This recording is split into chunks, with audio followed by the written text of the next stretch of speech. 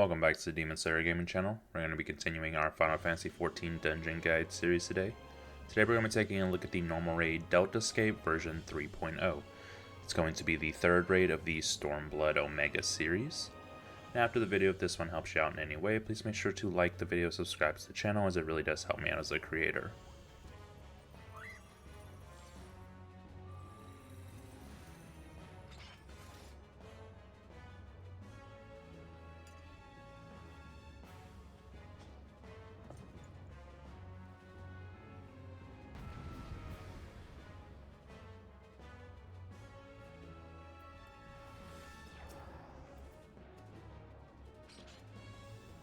When you first pick up the boss, shortly afterwards she'll begin to cast a rivet. Everyone will want to reposition themselves behind the boss to avoid being turned into a frog by the large frontal AoE that she will do.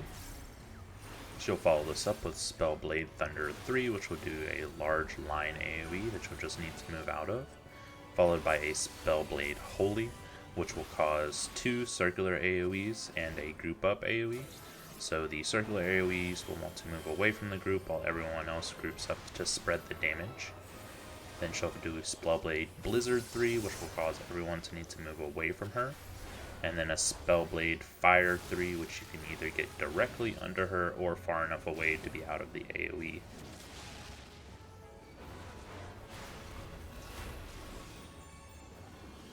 After this, she'll summon 4 adds onto the platform. These will do large circular AoEs under themselves that you'll just need to move into the middle or the cardinal directions of the rooms to avoid the AoE. At this time, she will also cast the Queen's Waltz, which will do many very small cone AoEs that you'll just need to make sure that you're moving out of. She will then cast the Playing Field, which will summon 4 symbols onto the ground in the center of the platform, and then begin to cast the Game.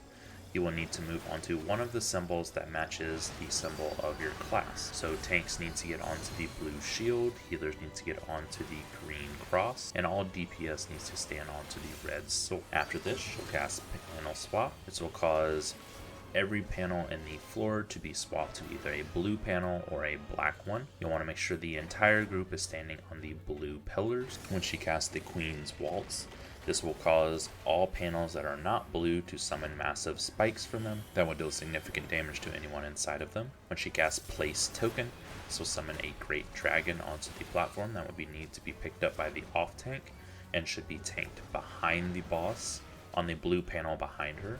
You'll want to switch all damage to the Great Dragon and kill it as soon as possible. Make sure that you're facing it away from the group, as it does have a large frontal cone AoE that has no prompt to it, so you won't be able to reposition to avoid it. Shortly after summoning the Great Dragon, she'll cast Spellblade Blizzard 3, causing everyone to move away from her, followed by a Spellblade Fire 3, which getting under her will be the quickest way to avoid this one, as you're already very close to the boss. She'll follow this up with a Spellblade Thunder 3, which you'll just need to move out of the lightning AoE, and then before casting Mind Jack, depending on which direction the Mind Jack is in, you'll want to reposition your character so that you continue to walk on the blue panels, because shortly afterwards she'll cast the Queen's Waltz again, causing all of the panels that are not blue to shoot the spikes out of them. After this, she'll cast Rivet, so you'll want to make sure that you're repositioning behind her again before placing dark tokens onto the platform. There will be 1 on each of the blue panels along with the other corners of the rooms. You'll need to spread out in the black portion of the arena to avoid these AoEs, along with the circular AoEs that she's going to put on every party member, before quickly moving back onto the blue panels to avoid the Queen's Waltz. When she moves to the center of the room and casts Ethereal Tear, this will summon an Ethereal Tear that will suck everyone in after a short delay. This will turn the entire platform into a oasis that will have sands that are moving in a certain direction. You can look at the sands to see which direction they are flowing, and then you'll want to step onto them to move yourself in that direction towards the Ethereal Tear that is on the platform.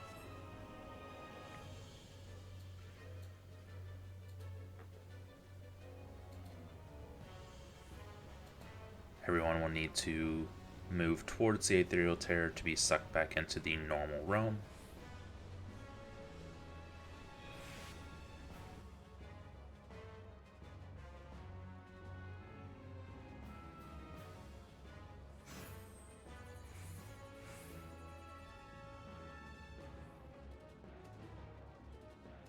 After this, she'll cast Panel Swap yet again, turning the room back to its normal area, before casting the Playing Field, followed by Ribbit. If you are hit by this Ribbit, turning yourself into a frog, because you are a frog, you do not actually match any class symbols, so you're going to take damage no matter what, so you'll want to make sure that you're dodging this Ribbit.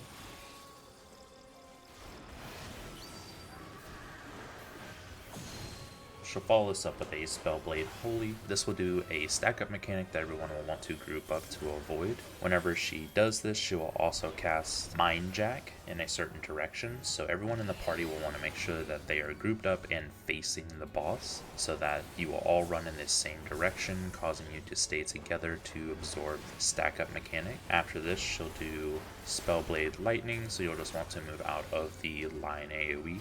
Before casting Place Dark Token, this will summon multiple adds onto the platform that will begin channeling large line AoEs. While this is happening, she'll also cast Spellblade Blizzard 3, so you'll need to move away from the boss as soon as possible. She'll then cast Playing Field, this time causing 4 frog heads to appear, and then casting Ribbit.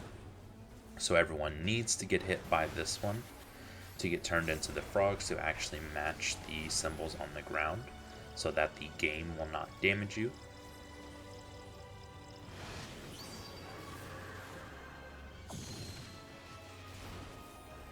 So then cast Dimensional Wave for party-wide damage, and this should be it for Deltascape version 3.0. I hope this helped everyone out. If it did, please make sure to like the video, subscribe to the channel, and I will catch you on the next one.